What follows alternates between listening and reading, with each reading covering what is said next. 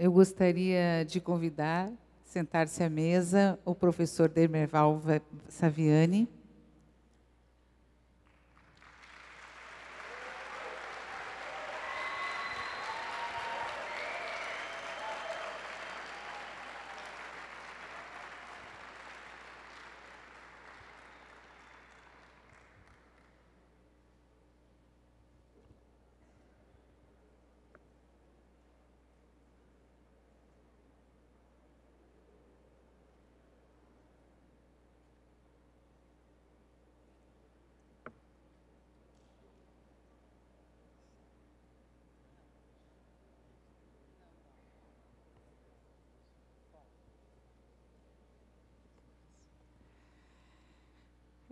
O professor Demerval Saviani possui graduação em Filosofia pela Pontifícia Universidade Católica de São Paulo e doutorado em Filosofia da Educação pela Pontifícia Universidade Católica de São Paulo.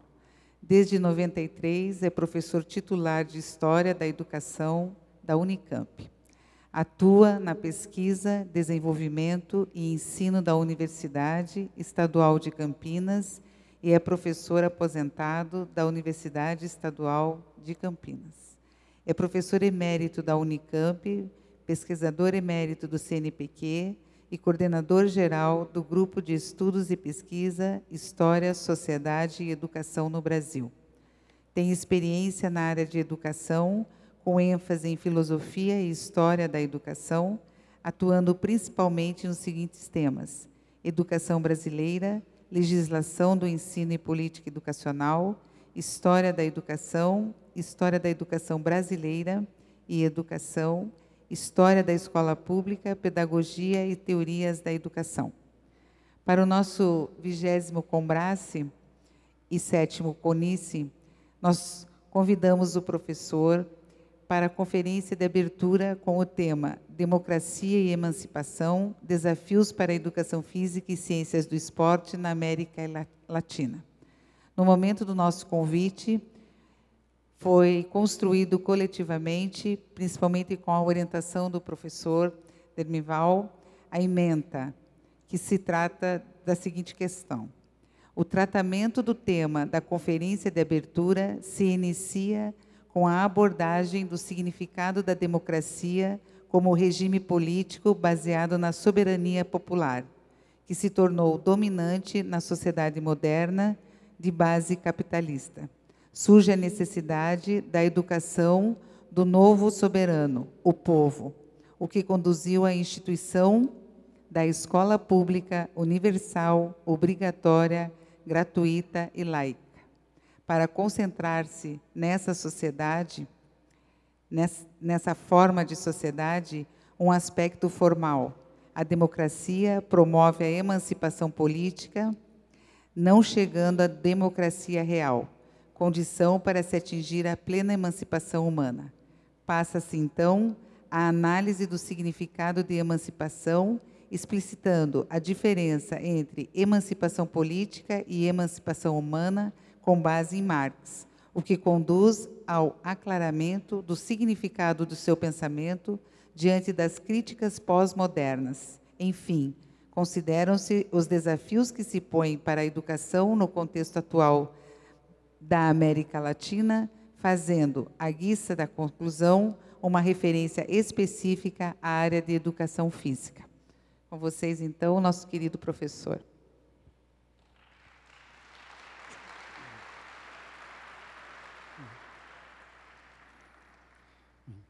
Boa noite a todas as pessoas aqui presentes.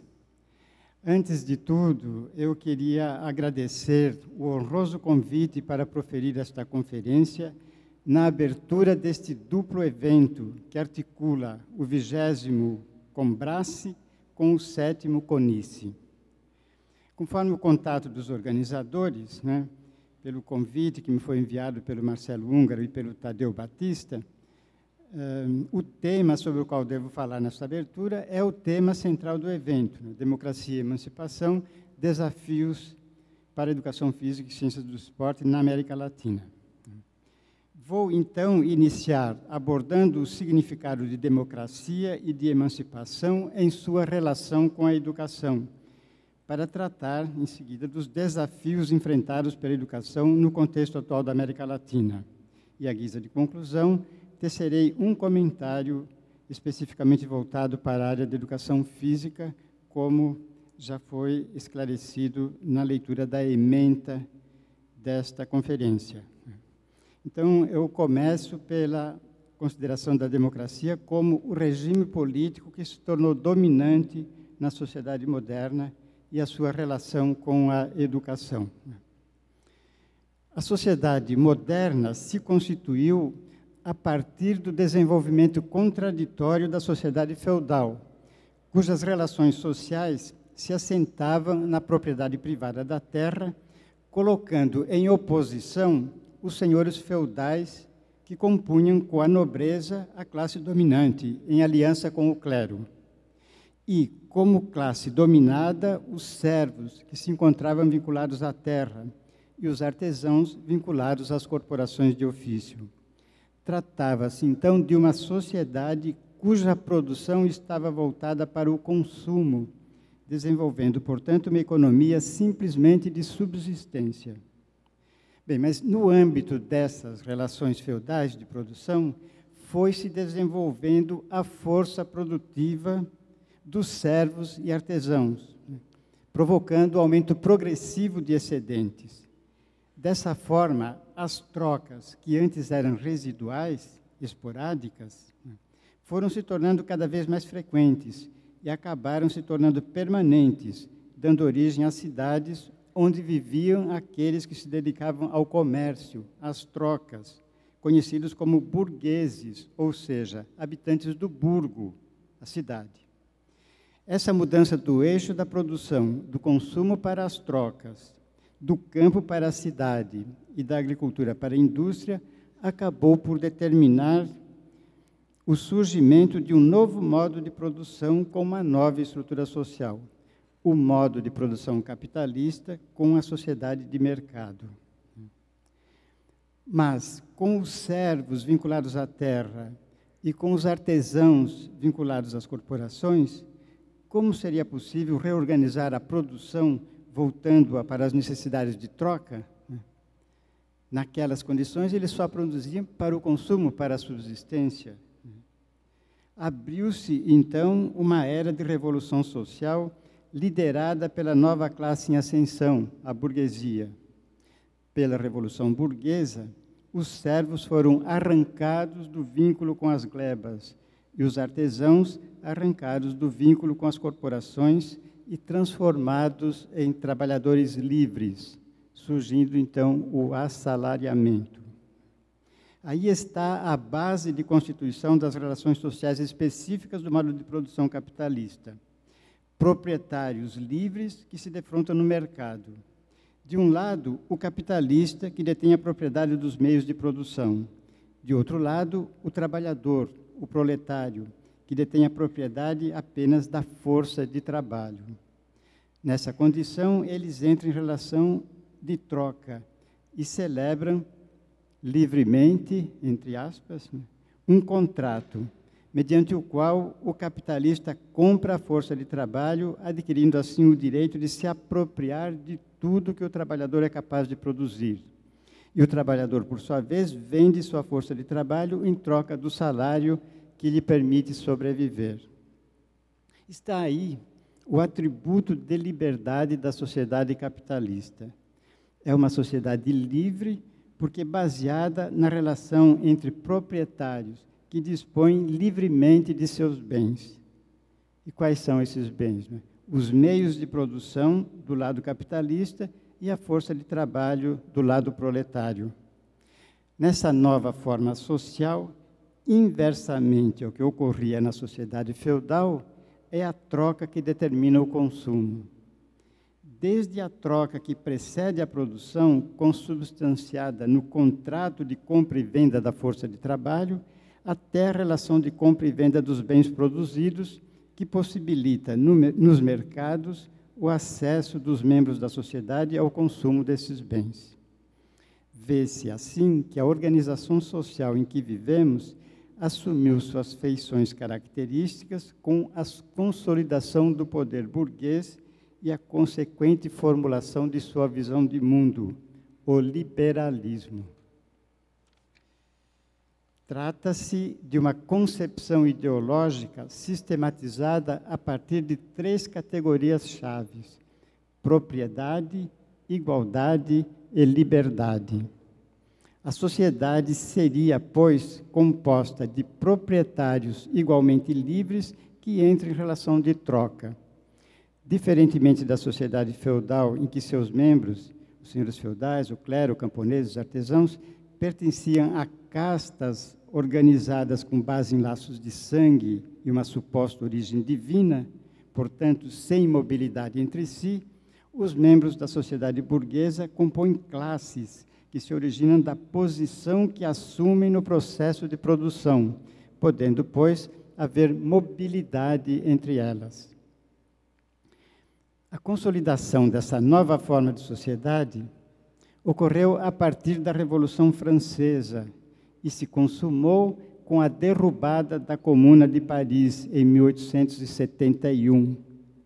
Pois, segundo Gramsci, é nesse momento da queda da Comuna de Paris, da derrubada da Comuna de Paris, que o novo, a ordem burguesa, triunfa ao mesmo tempo sobre o velho, o antigo regime, e o novíssimo, a Revolução Socialista preconizada pelos trabalhadores. Nessa nova situação, a burguesia se torna não apenas classe dominante, mas também classe hegemônica.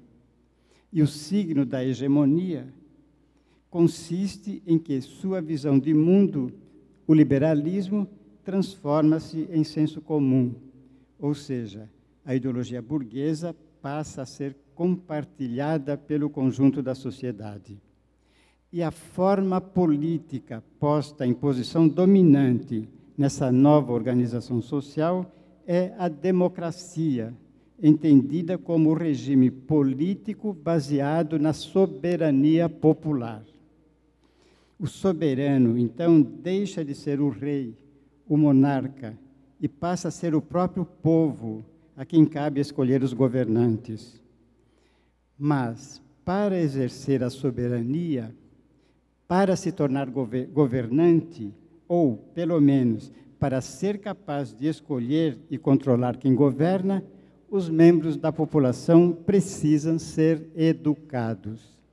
A escola surge, então, como grande instrumento de construção da ordem democrática, difundindo-se a ideia da escola redentora da humanidade, sob cuja égide desencadeia-se a campanha pela escola pública, universal, obrigatória, gratuita e laica, viabilizada em cada país pela organização do respectivo Sistema Nacional de Ensino.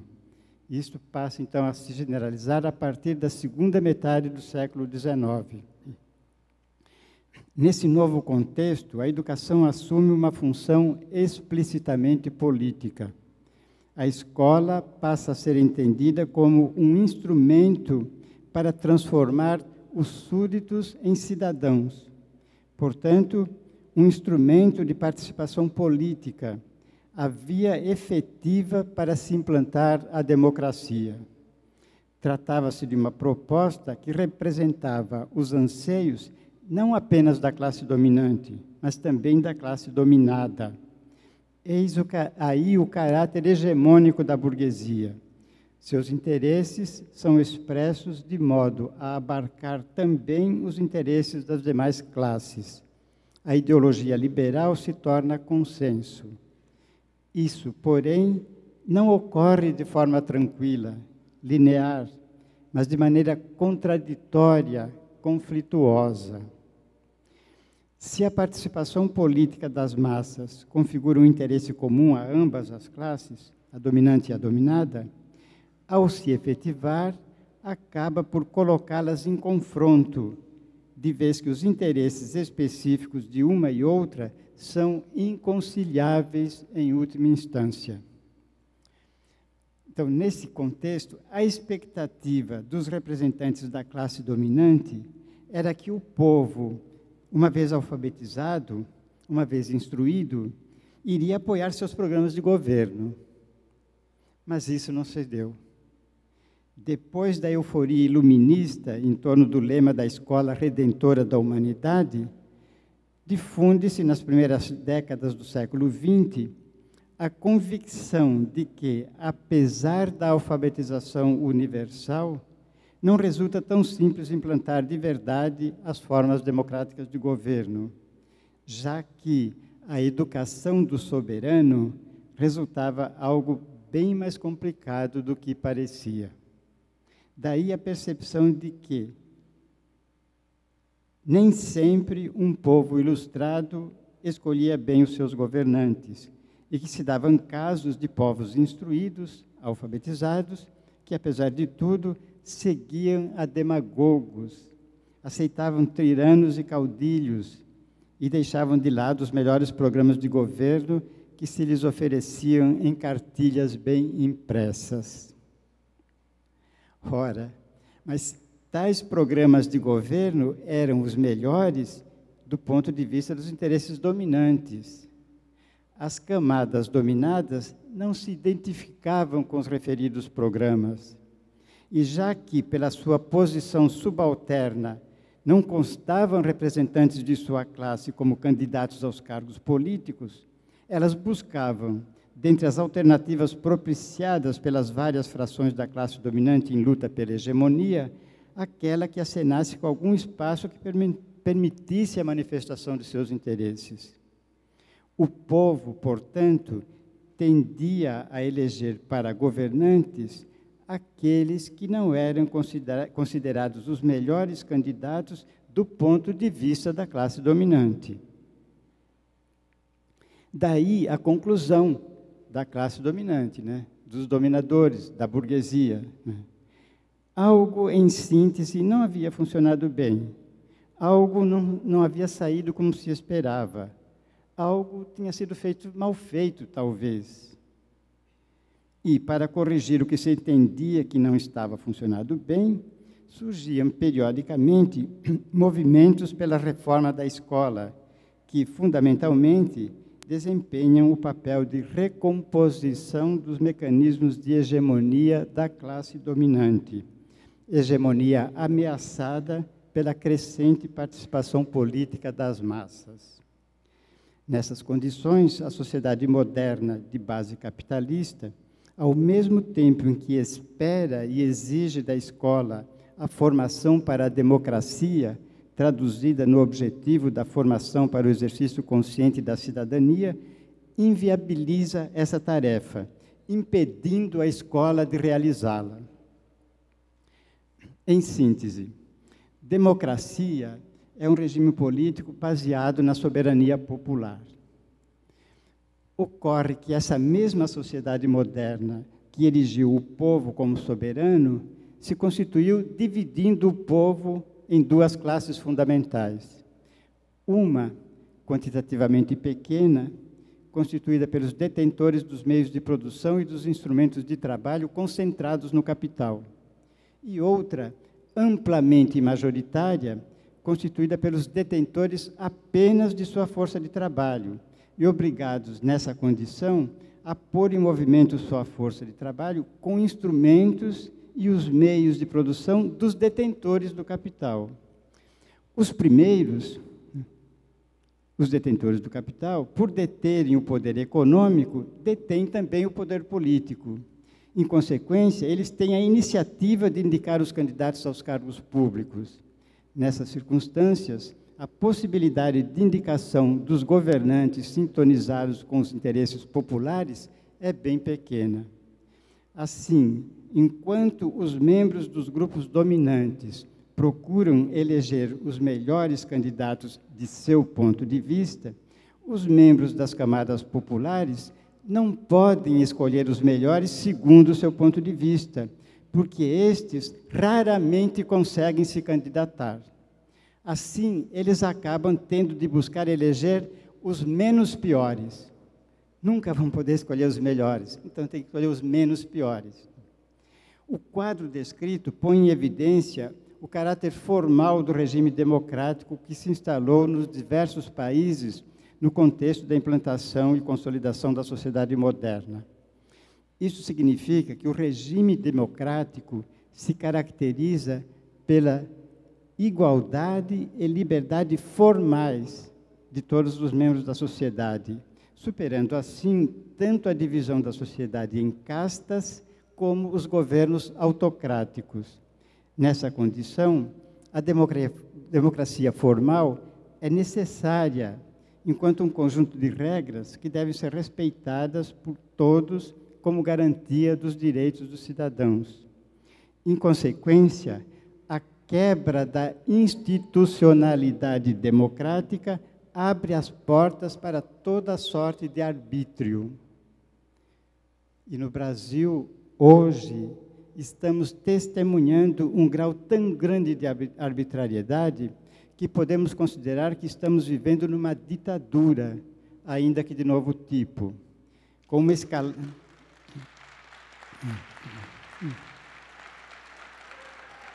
com uma escalada de arbítrio expressa em constantes violações dos direitos dos cidadãos ao arrepio de que dispõe a Constituição. Nesse contexto, perdeu vigência o Estado Democrático de Direito e nos encontramos num verdadeiro estado de exceção. Assim, multiplicam-se fatos como o do Tribunal Regional Federal da 4ª Região, em Porto Alegre, para onde seguirão em grau de recurso as sentenças proferidas pelo juiz Sérgio Moro. Em decisão acordada numa votação de 13 votos a 1, o referido tribunal declarou que, em tempos excepcionais, as decisões judiciais não precisam observar as leis. Vejam, Tribunal de Justiça que não precisa observar as leis. Em tempos excepcionais, ou seja, está reconhecendo aí explicitamente que nós estamos vivendo num estado de exceção, não mais num estado democrático de direito, porque aí as leis têm sempre que serem observadas.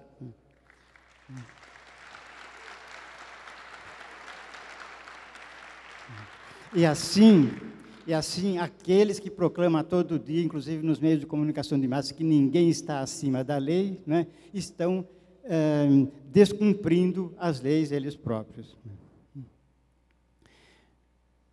E vejam outra arbitrariedade. Estou dando 2 ou 3 exemplos para apenas ilustrar o que eu havia dito.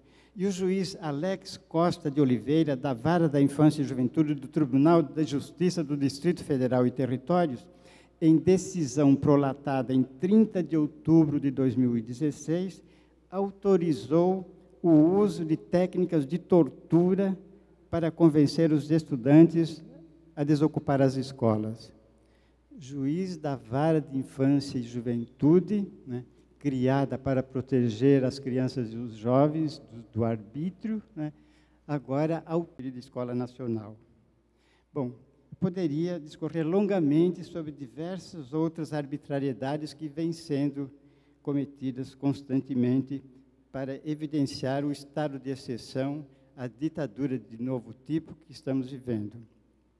Todas essas arbitrariedades vêm sendo acobertadas por versões divulgadas pelas autoridades que invertem o sentido dos fatos, com a cumplicidade da grande mídia, que não apenas transmite como verdadeiras as versões falsas, como escondem os fatos reais.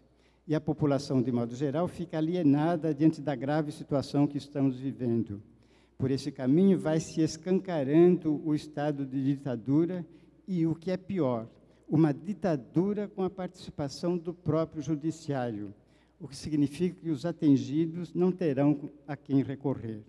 Daí a necessidade da observância estrita das normas fixadas pela democracia formal, apesar de quão limitadas elas são. Por quê? Porque se a democracia formal é necessária, ela é, no entanto, insuficiente, pois deveria evoluir na direção de sua transformação em democracia real. Em outros termos, a democracia formal diz respeito apenas à emancipação política, não chegando a promover a verdadeira emancipação humana.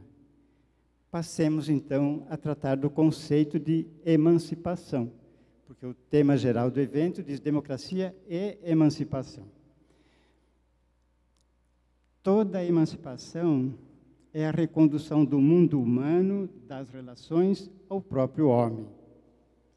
Essa frase que eu acabei de enunciar foi proferida por Marx no texto sobre a questão judaica, escrito no segundo semestre de 1843, motivado pelo opúsculo de Bruno Bauer, chamado A Questão Judaica, no qual Bauer discute o problema da emancipação política dos judeus, considerando que, para conseguir sua emancipação política, os judeus deveriam renunciar à religião do judaísmo.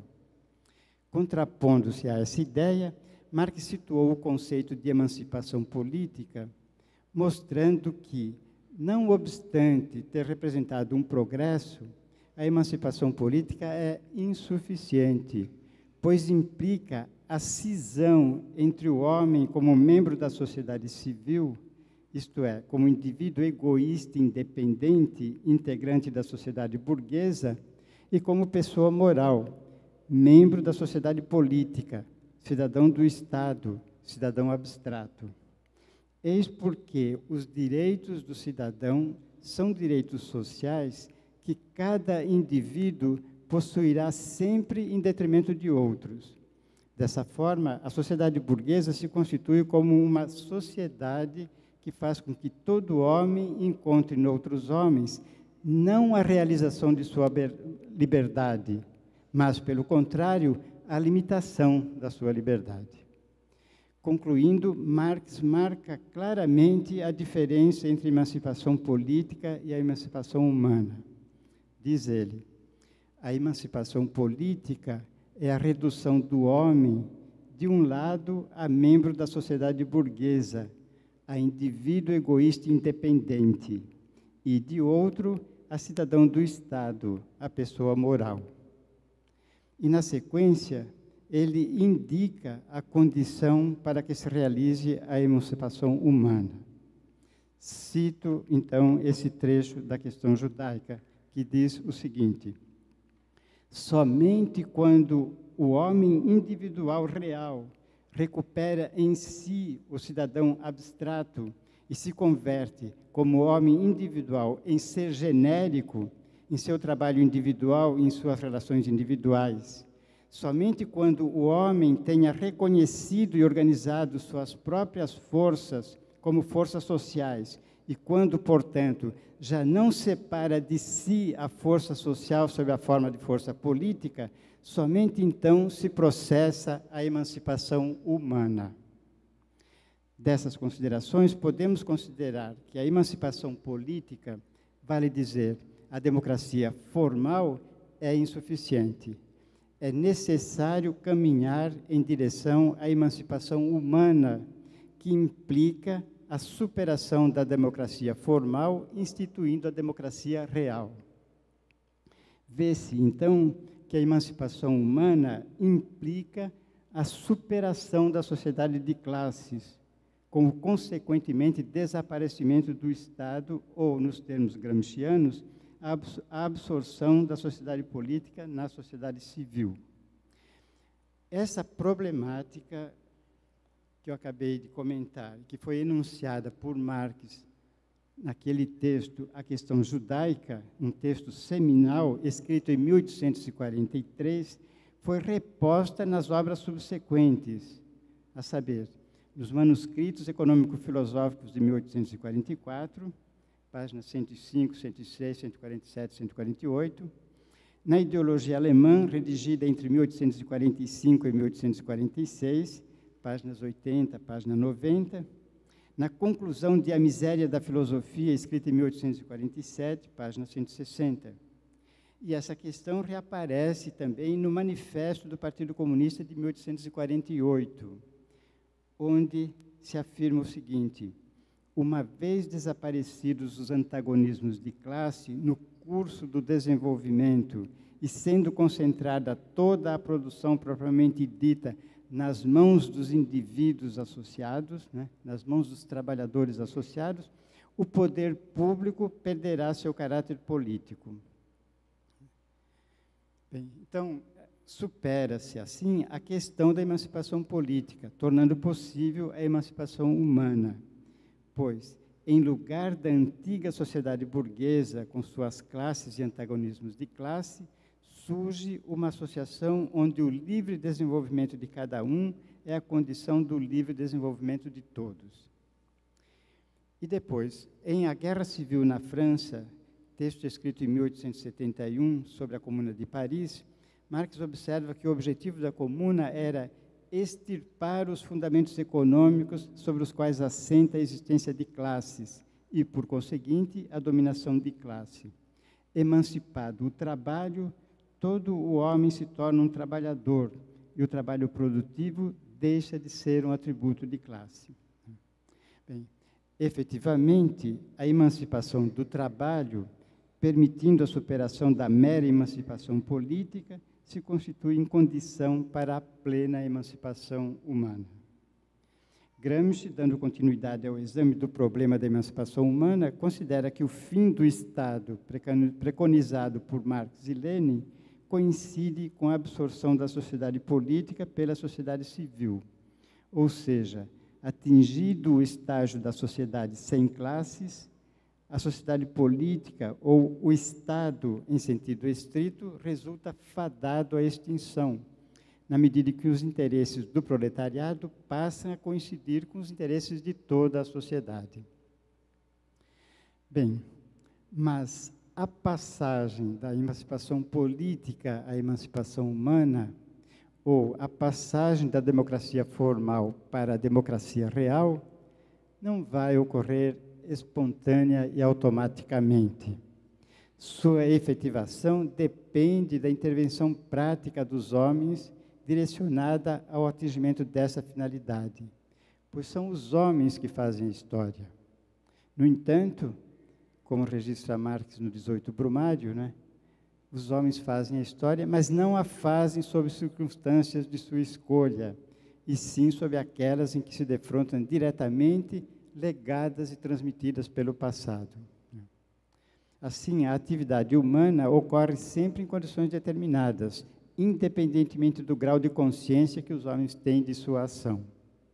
Mas a coincidência da modificação das circunstâncias, como diz Marx nas teses sobre Feuerbach, né?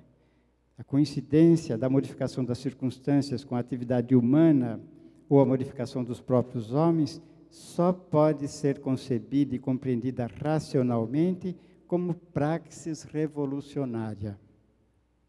Vê-se, então, que a praxis, de modo geral, e especificamente a praxis revolucionária, para ter êxito, supõe que estejam preenchidas tanto as condições objetivas como as subjetivas.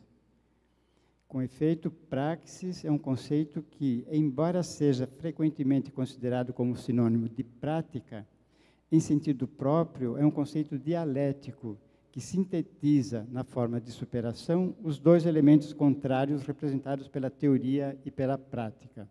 Nesse sentido, a praxis pode ser definida como atividade humana prática fundamentada teoricamente.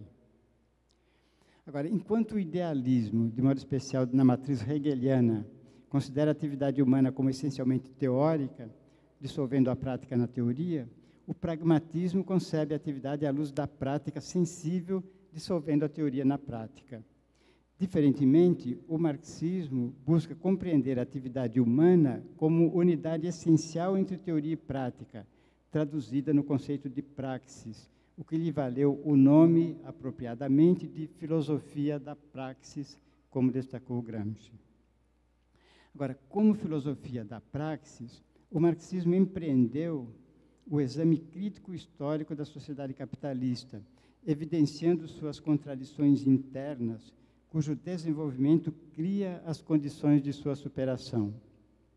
Essa análise permitiu identificar as crises sucessivas como sinais de esgotamento do capitalismo, abrindo caminho para processos revolucionários que, sobre a base das forças produtivas desenvolvidas pela própria sociedade burguesa, propiciariam o advento de uma nova sociedade de qualidade superior. Assim, guiadas pela filosofia da praxis, as forças contrapostas aos interesses burgueses se mobilizaram na luta pelo socialismo, que obteve êxito na Rússia em 1917. Esse ano estamos comemorando os 100 anos da Revolução Russa, né? Estendendo-se a outros países após a Segunda Guerra Mundial, né?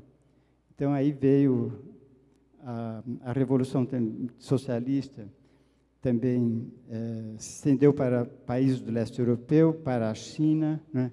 Aqui na América Latina, para Cuba, né? Gerando a expectativa de que o século XX se concluiria com a superação do capitalismo pelo socialismo. Mas, ao contrário dessa expectativa, o referido século chegou ao fim com a dissolução da experiência do socialismo real e a persistência do capitalismo que, segundo a previsão de Marx, tomou o mundo por palco. Nesse contexto, o século XX parece um parênteses histórico, uma espécie de sonho para os socialistas, ou um pesadelo para a burguesia, de que o capitalismo seria ultrapassado, cedendo lugar a uma sociedade socialista. A gente pode dizer que nós acordamos, né, toda a humanidade acordou no final desse século, do século XX, os socialistas com a desilusão de que foi apenas um sonho, e a burguesia com o alívio de que tinha sido apenas um pesadelo. E, no âmbito do movimento dito pós-moderno, retomaram-se as críticas à razão que havia marcado as principais tendências filosóficas da passagem do século XIX para o século XX, como se este último século, o XX, nem tivesse existido. Diante dessa reviravolta, as ideias hoje hegemônicas, ao mesmo tempo em que situam o marxismo como um pensamento próprio da modernidade, portanto marcado pela metafísica do sujeito, o criticam, considerando que ele teria se limitado a análises totalizantes, objetivantes, sociologizantes, não deixando espaço para os indivíduos, os sujeitos e os aspectos psicológicos. Aí vem, então, a pergunta: seria o marxismo uma concepção ultrapassada, ligada à visão moderna, com sua metafísica do sujeito? Seria Marx um autor do século XIX, marcado pelo paradigma do racionalismo iluminista, amplamente contestado em nossa época, delimitada pelo linguistic turn, pelo giro linguístico? De fato, está amplamente difundido nos dias de hoje o enquadramento de Marx como um autor enclausurado nos limites da modernidade, equiparado a Comte, Spencer, Darwin e outros representantes do século XIX, cujo pensamento girava ainda no âmbito das aporias enunciadas por Kant.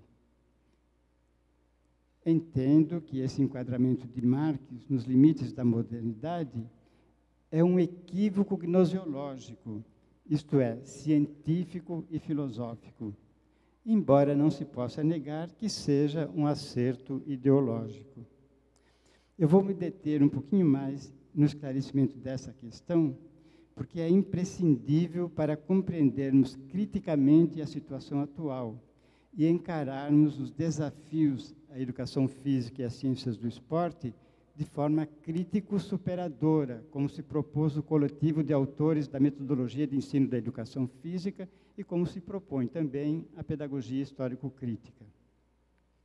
Bem, então, vamos a isso. Peço a paciência de vocês, me acompanhem mais um pouco, porque eu vou ter que fazer agora aqui uma localização filosófica, histórica do pensamento humano para poder situar essa questão. Bem, é mais ou menos consensual o entendimento de que a filosofia moderna foi inaugurada com Descartes, no século XVII.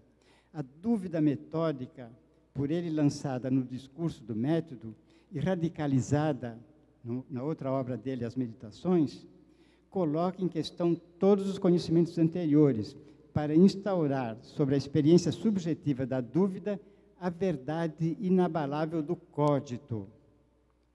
Se tudo eu posso pôr em dúvida, há algo do qual eu não posso duvidar, a saber, que eu duvido.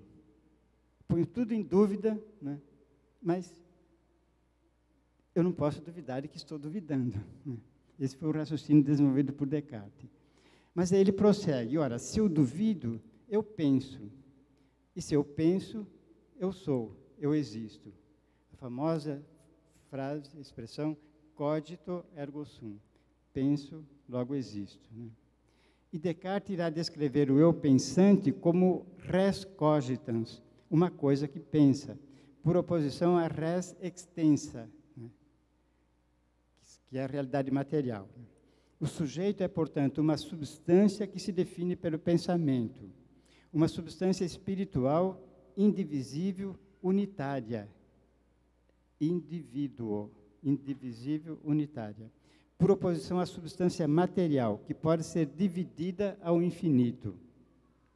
Dir-se-ia que se instituiu, a partir daí, a metafísica do sujeito, entendida por muitos como sendo a característica definidora do pensamento moderno. Efetivamente, dessas duas noções cartesianas, derivaram as duas correntes básicas constitutivas da filosofia moderna, o racionalismo e o empirismo, ambas ancoradas no sujeito, transformado na nova sede do critério de verdade. A crítica cartesiana desautorizou o objetivismo e o realismo ingênuos que dominaram o pensamento antigo e medieval. Até aí, até o início da época moderna, até o lançamento do discurso do método de Descartes, vigorava o critério da evidência objetiva, tão bem traduzido no significado da palavra grega denotativa da verdade. Verdade, em grego, se expressa pela palavra aletheia, que significa coisas não cobertas, isto é, evidentes, às quais o pensamento deve se submeter. É esse o caráter da definição clássica de verdade, como a adequação do intelecto à coisa, ligada à consideração de que o critério último e universal de julgamento da verdade é a evidência objetiva. A partir de Descartes, o critério de verdade desloca-se para o sujeito. Nada terá estatuto de verdade sem passar pelo crivo da experiência subjetiva. Então, a evidência objetiva, que antes se acreditava que era o critério da verdade, agora é posta em questão. Né? Os nossos sentidos nos enganam. Né? Portanto, aquilo que aparece aos nossos sentidos como objetivo, como verdadeiro, na verdade pode ser muito falso. Né? Então, a partir daí, o critério desloca-se para o sujeito. Nada terá estatuto de verdade sem passar pelo crivo da experiência subjetiva. O crivo da razão expresso na arte de raciocinar, fundada no exercício da dúvida, dá origem à tradição racionalista. Só poderá ser aceito como verdadeiro aquilo que eu puder reduzir a ideias claras e distintas. Ou o crivo da sensação, expresso na arte de observar, fundada no exercício dos sentidos, que origina a tradição empirista. Aqui só será considerado verdadeiro aquilo que eu puder perceber por meio de meus sentidos. Veja que o critério é subjetivo, né? Porque é empirismo, que é baseado na experiência, naquilo que aparece aos sentidos, mas é naquilo que o sujeito percebe, né?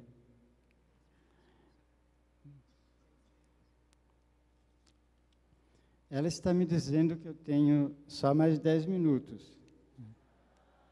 Agora, quanto tempo eu já usei? Eu já usei 40. Para terminar, eu preciso de mais 45. Vocês me autorizam ou não? Tá bom. Então eu vou em frente, tá? Todo esse movimento que eu acabei de descrever desemboca em Kant, naquele filósofo alemão Immanuel Kant, né? Que, formado na tradição racionalista, ao se deparar com as análises de Hume, empirista, se coloca o problema crítico. Como é possível o conhecimento humano? Sua resposta sintetiza os resultados das correntes racionalista e empirista. O sujeito cognoscente está constituído por formas a priori, a partir das quais ele constrói o objeto do conhecimento, organizando os dados da experiência por meio das categorias do entendimento. Mas esse sujeito cognoscente não coincide com o sujeito empírico, com aquilo que, ao nível do senso comum, nós entendemos como sendo aquele que conhece. Trata-se do sujeito transcendental, entendido como uma pura função de conhecimento. Não é, pois, uma substância. A filosofia moderna chega com Kant ao seu coroamento, momento em que a noção de substância se desintegrou totalmente. Estamos aqui no campo do idealismo transcendental. Com efeito, segundo Kant, o que nós chamamos de objetivo é apenas uma maneira de nomear aquilo que é universalmente subjetivo. Hegel, com seu idealismo absoluto, leva às últimas consequências a concepção kantiana, o que significa que já se coloca na linha de superação da filosofia moderna, lançando as bases da filosofia contemporânea. Em Hegel, também a ideia de substância desapareceu inteiramente, não se podendo falar em sujeitos do conhecimento ou sujeitos da história. A história não é outra coisa senão a manifestação do espírito absoluto no tempo. Portanto, se a história tem um sujeito, este é o espírito absoluto, do qual os personagens, os líderes, não são mais do que instrumentos. Por isso, o que Hegel diz na filosofia da história é que os chamados grandes líderes da história, cumprido o desígnio do espírito absoluto, caem como cascas vazias de amêndoas. Ou, numa outra tradução da frase hegeliana impressa na obra Filosofia da História, né, esses grandes líderes, cumprido o seu papel, cumprido o destino atribuído a ele pelo Espírito Absoluto, caem como cápsulas vazias de um fuzil. Bem, essa é a concepção moderna, que desloca o critério da verdade da objetividade para a subjetividade, para o sujeito, né, e que desemboca num sujeito transcendental e absoluto. Né. E então a pergunta que vem agora é a seguinte: o que tem a ver Marx com essa concepção que caracterizou a filosofia moderna? Situando-se no ponto culminante da trajetória da modernidade, representada por Hegel, Marx buscou empreender a sua crítica de forma contundente, ao mesmo tempo em que procurou desenvolver os elementos da concepção hegeliana que rompiam com o pensamento moderno, cuja expressão máxima nos é dada pela síntese kantiana. Hegel já está na transição entre a filosofia moderna e a filosofia contemporânea, e Marx parte daí para superar Hegel, fazendo a crítica de Hegel, né? E aí vem a questão, como é que ele está lá na modernidade se ele está aqui para cada modernidade, né? Bem,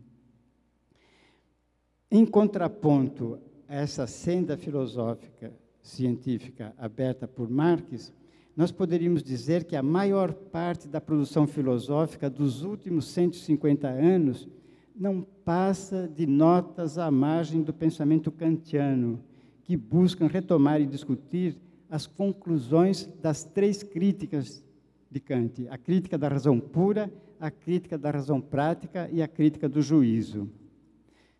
Com efeito, o positivismo toma como ponto de partida e se constitui num desdobramento da conclusão kantiana, segundo a qual apenas a matemática e a física são possíveis como ciência. O vitalismo bergsoniano, assim como o historicismo de Dilthey, procura negar a conclusão de Kant, segundo a qual não existe intuição intelectual.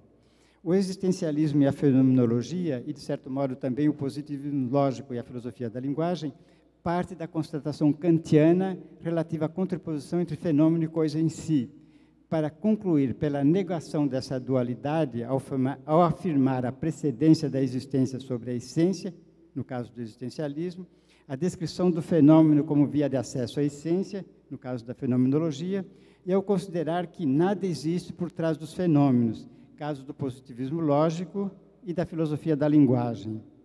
Aliás, sinal dessa força da matriz kantiana é a denominação das escolas neokantianas atribuída aos grupos organizados no interior desses dois últimos movimentos filosóficos.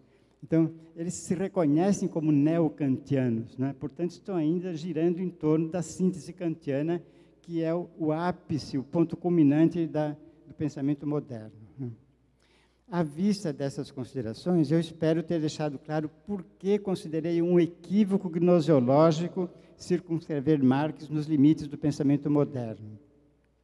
No entanto, nós sabemos que as concepções que os homens elaboram não têm apenas um caráter gnoseológico, isto é, relativo ao conhecimento da realidade, mas também ideológico, isto é, relativo aos interesses e necessidades humanas. Em suma, o conhecimento nunca é neutro, isto é, desinteressado e imparcial. Os homens são impelidos a conhecer em função da busca dos meios de atender às suas necessidades, de satisfazer as suas carências. Se o aspecto gnoseológico, centrado no conhecimento, tende para a objetividade, o aspecto ideológico, centrado na expressão dos interesses, tende para a subjetividade. Mas esses dois aspectos não se confundem, não se excluem mutuamente e também não se negam reciprocamente. Ou seja, não se trata de considerar que os interesses impedem o conhecimento objetivo, nem que este exclui os interesses. Os interesses impelem os conhecimentos e, ao mesmo tempo, circunscrevem dentro de determinados limites. É nesse terreno que se desencadeiam os embates e as lutas do campo intelectual, onde equívocos gnoseológicos podem se manifestar como acertos ideológicos.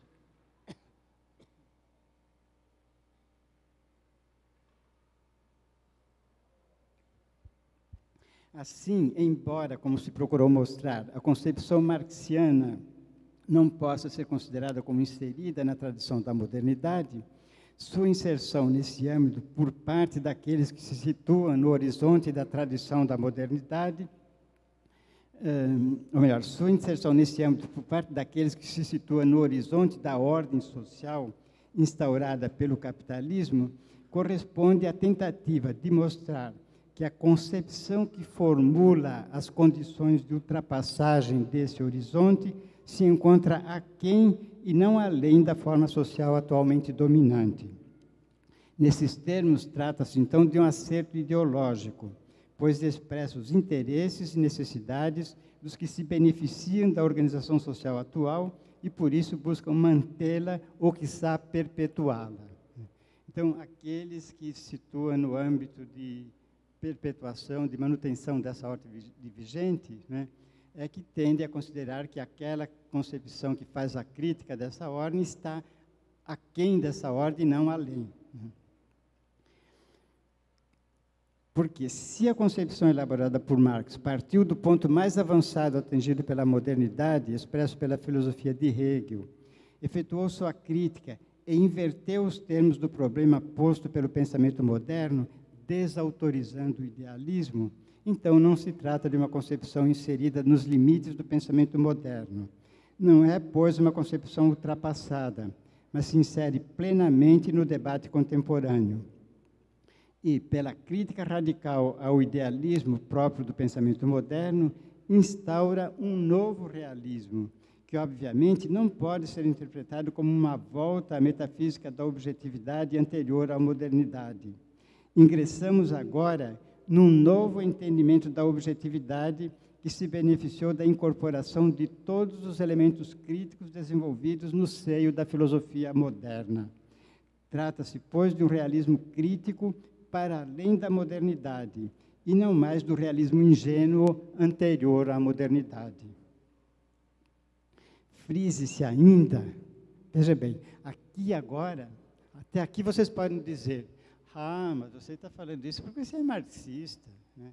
Então, você está defendendo Marx aí, mas você também está fazendo ideologia, é um viés ideológico aí, é do seu interesse defender Marx, né?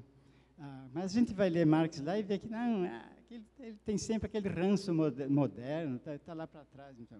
Bom, então, vamos um pouco mais adiante. Frise-se ainda que Marx já se antecipou, constituindo-se como um crítico avant la lettre da própria pós-modernidade em sua crítica a Max Stirner, abordando a origem classista da pedagogia individualista, seus fundamentos idealistas e o conceito de individualidade de Stirner. Max Stirner é um daqueles, né, que Marx e Engels criticam na obra Ideologia Alemã, como os jovens hegelianos. Suchodolski, um teórico da educação polonês, que faleceu mais ou menos recentemente, né, na obra Teoria Marxista da Educação, constata que Marx surpreendeu ao destinar tanto tempo e tanto trabalho a analisar exaustivamente o livro de Stirner, O Único e Sua Propriedade, dedicando-lhe um manuscrito de 424 páginas, quase de igual extensão ao texto criticado, estendendo-se por quase 2/3 da obra Ideologia Alemã. Suchodolski justifica esse empenho ao considerar que tal concepção sobre o egoísmo real, exposta por Stirner, predominava especialmente até fins do século XIX, nos círculos dos entusiastas de Nietzsche, para os quais Stirner foi um trágico e esquecido precursor do autor do Assim Falava Zaratustra, portanto, de Nietzsche, né? Conforme Etienne Balibar, filósofo francês, Stirner não se limita a demolir os gêneros metafísicos tradicionais de ressonância teológica, como o ser, a substância, a ideia, a razão, o bem. Sua crítica engloba todas as noções universais, sem exceção, antecipando, assim, certos desenvolvimentos de Nietzsche e o que se chama hoje pós-modernismo. Stirner não admite nenhuma grande narrativa, como hoje apregoam os pós-modernos, né? Fazendo a crítica das grandes narrativas que prevaleceram na modernidade, né? Então, é interessante observar que essa voga pós-moderna, que se reporta a autores como Foucault e daí a Nietzsche, teria sido antecipada por Max Stirner, a cuja crítica Marx se dedicou. O livro de Stirner, O Único e Sua Propriedade, objeto da contestação de Marx, foi publicado em 1844. Para lá de irônico, me parece algo que exige detida meditação, o fato de que uma concepção que hoje relega o marxismo a uma visão ultrapassada, própria do século XIX, tenha sido minuciosamente criticada por Marx em 1845, contrariando, portanto, de forma explícita o que é divulgado hoje pela onda pós-moderna. Então, veja, Stirner publicou em 1844. Um ano depois, né, Marx produz um manuscrito quase do tamanho da obra de Stirner, fazendo a crítica radical, demolidora daquela obra, né? Lá estava o germe da pós-modernidade. Marx já estava criticando a pós-modernidade lá em 1845. Agora vem os pós-modernos dizendo no século XXI que Marx é um autor lá da modernidade e está superado pela pós-modernidade. Ora, bem, é preciso, pois, restabelecer o entendimento de que o pensamento de Marx é caracteristicamente antimetafísico, manifestando-se provavelmente como a forma mais acabada de um modo de filosofar que unifica na história o conteúdo e a forma da filosofia. É assim uma filosofia ao mesmo tempo histórica e historicizadora, em que estão em causa não os indivíduos ou sujeitos abstratos, mas os indivíduos reais, sujeitos históricos que se constituem como síntese de relações sociais. Consequentemente, para compreender o modo de ser do homem, isto é, para entender como ele se forma historicamente, nada melhor do que um modo de filosofar que tenha a história como conteúdo e forma. E esse modo de filosofar, como já foi assinalado, atinge sua expressão mais elaborada com a filosofia da praxis, que continua sendo, portanto, a referência para a luta revolucionária. Com efeito, tendo tomado o mundo por palco, tendo se estendido por todo o planeta, o capitalismo esgotou suas possibilidades e mergulha agora numa profunda crise de caráter estrutural, em que as relações de produção baseadas na propriedade privada dos meios de produção e dos produtos do trabalho, de impulso, está se convertendo em freio que impede o avanço das forças produtivas. Eis a razão pela qual a produção capitalista hoje é uma produção destrutiva, pois só pode se manter pela reconstrução do que é destruído, já que isso pode ser feito sem abrir mão das relações privadas de produção, o que se evidencia pelos constantes desastres ambientais, acidentes de trânsito, conflitos bélicos, expansão da criminalidade e da violência, cujos resultados destrutivos movimentam capitais para sua reconstrução, sem que as forças produtivas possam avançar para além do nível já atingido. Estão aí os elementos que nos permitem considerar que está aberta, no dizer de Marx, uma época de revolução social. Estão postas, pois, as condições objetivas para o desencadeamento e o avanço da praxis revolucionária.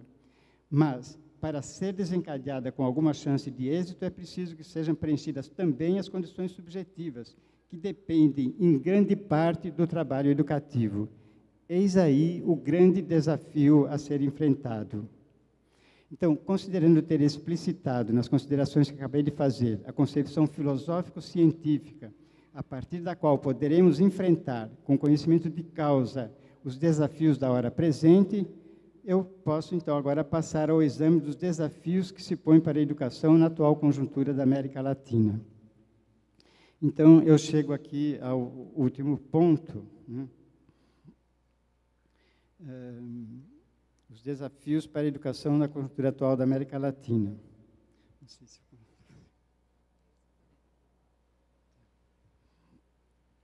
Bom, do que foi exposto, nós podemos concluir que a formação para o exercício da cidadania já pode ser considerada uma função clássica da educação escolar, pois vem sendo apregoada desde o início do século XIX.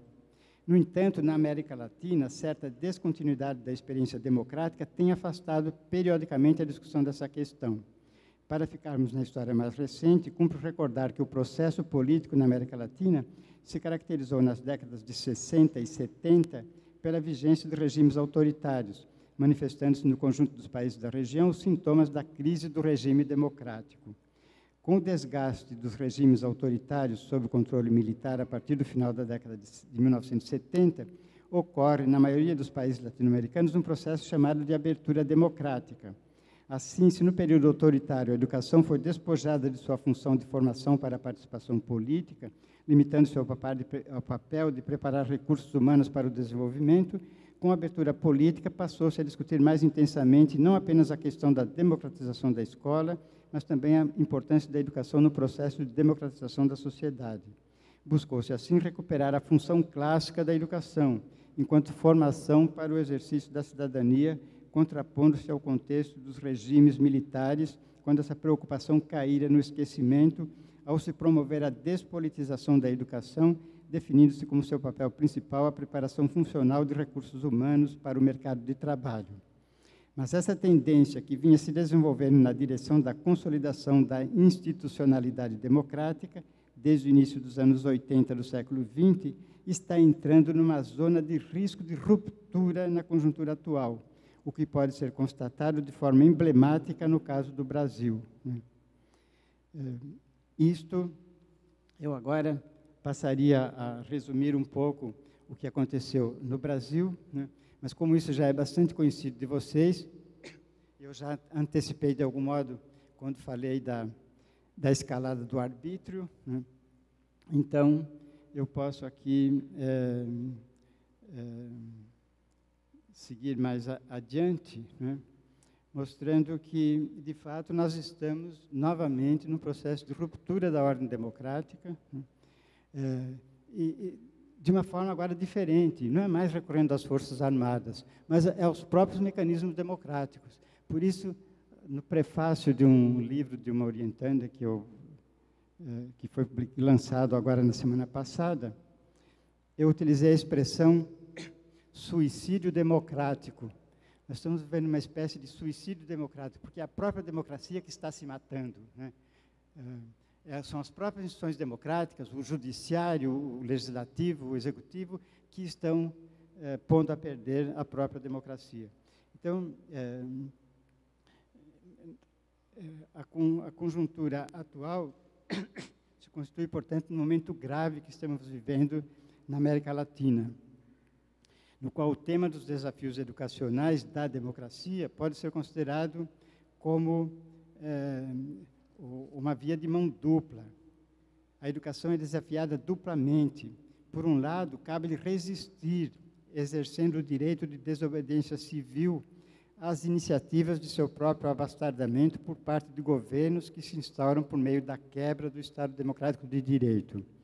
Por outro lado, cumpre lutar para assegurar às novas gerações uma formação sólida que lhes possibilite o pleno exercício da cidadania, tendo em vista não apenas a restauração da democracia formal, mas avançando para a sua transformação em democracia real. E no Brasil, como resultado do golpe parlamentar, o governo já vem tomando iniciativas nesse abastardamento da educação. A par de medidas como cortes no orçamento, respaldados pela chamada PEC do fim do mundo, que congela os gastos públicos por 20 anos, a destituição e nomeação de membros do Conselho Nacional de Educação sem consulta, a imposição por medida provisória da contra-reforma regressiva do ensino médio, sem sequer informar as secretarias e conselhos estaduais de educação, que são as instâncias responsáveis por esse nível de ensino. Além disso tudo, um sinal emblemático da intervenção nos próprios conteúdos na forma de funcionamento do ensino é o movimento denominado Escola Sem Partido, que surgiu no âmbito da sociedade civil, se constituiu como uma ONG e agora se apresenta na forma de projetos de lei na Câmara dos Deputados, no Senado, Assembleias Legislativas e câmaras municipais. Então, aí eu passo a considerar aquilo que também vocês já conhecem bem, né? Que esse projeto de Escola Sem Partido é inconstitucional, vai contra a tradição moderna que eu acabei de explicitar, em que a educação tem uma função explicitamente política, e que a escola não deva ser instrumentalizada partidariamente, isso é o óbvio, e o próprio Marx enunciou isso de forma explícita. Agora, o que essa direita agora quer com esse projeto de Escola Sem Partido, né, é abolir a questão política da formação das novas gerações. E isso vai contra a própria tendência da modernidade. E na verdade, falam em escola sem partido, mas que só pode ser instituída por meio dos partidos. Então, são os partidos que estão apresentando os projetos nos vários níveis, né? Inclusive violando a Constituição, porque a Constituição diz que LDB, Lei de Diretrizes e Bases, é competência exclusiva da União, né? Portanto, não cabe apresentar projeto que altera a LDB em assembleias legislativas e em câmaras municipais, né? E no Congresso Nacional, para que haja mudança da LDB, nessa direção que a Escola Sem Partido está propondo, é preciso primeiro fazer uma emenda constitucional, e depois, com base nela, aí o Congresso alterar a Constituição.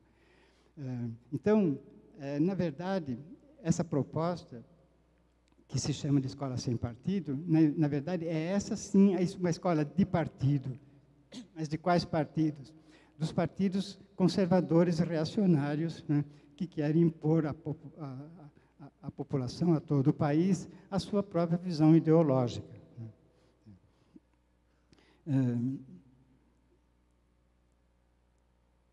Enfim, é imperativo organizar na forma da resistência ativa a luta contra as medidas do governo imposto após o golpe que afastou a presidente eleita e especificamente contra as propostas desse movimento Escola Sem Partido. Nessa fase difícil que estamos atravessando,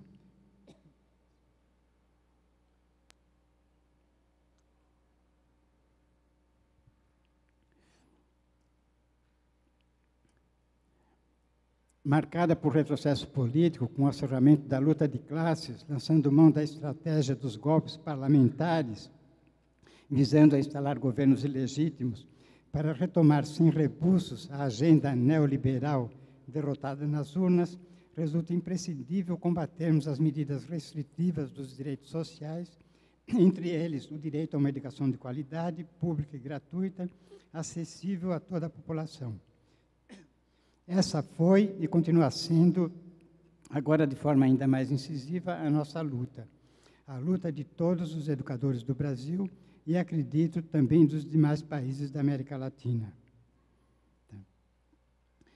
E, à guisa de conclusão, eu faço, então, algumas considerações relativas à educação física, né? Retomando algo que eu já havia enunciado em duas oportunidades em que falei para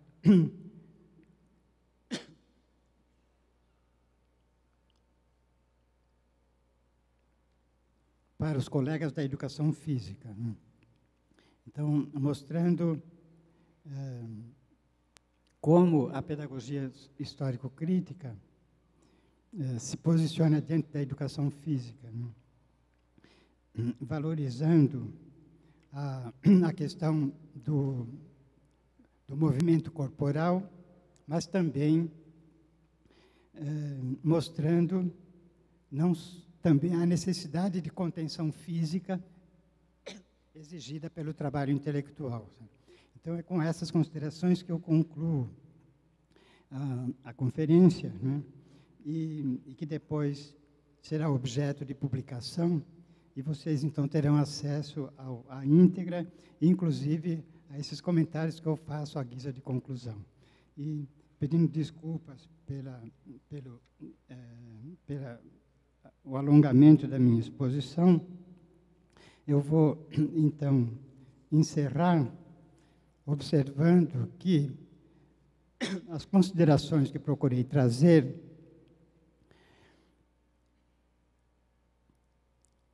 como conferência de abertura, né, não puderam explorar mais profundamente a temática proposta, né. No entanto, eu espero ter feito indicações que poderão ser aprofundadas nas 9 mesas e 4 palestras que estão programadas para esse congresso, todas elas girando em torno do tema central desse duplo evento. Oxalá possam, colocando-se na perspectiva da pedagogia histórico-crítica, explorar, aprofundar, aperfeiçoar ou mesmo corrigir essas indicações iniciais por mim apresentadas. Então, eu concluo agradecendo a atenção e desejando um bom trabalho a todos e todas vocês durante os dias de realização deste congresso.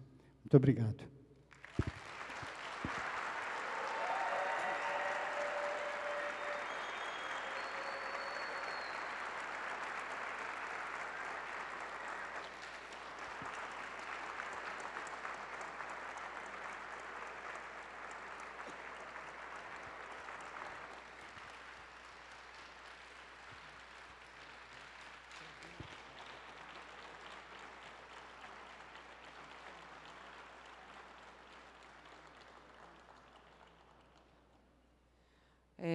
Eu gostaria de pedir desculpa ao professor pelo adiantado da hora. Realmente, nós tivemos um atraso no início, em função das dificuldades do reitor, diante do problema que essa universidade está vivendo nesses dias.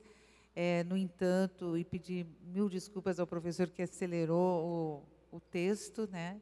Também gostaria de dizer a vocês que o livro do professor está à venda aqui os livros, né? Tem vários, e ele disse que está à disposição também para...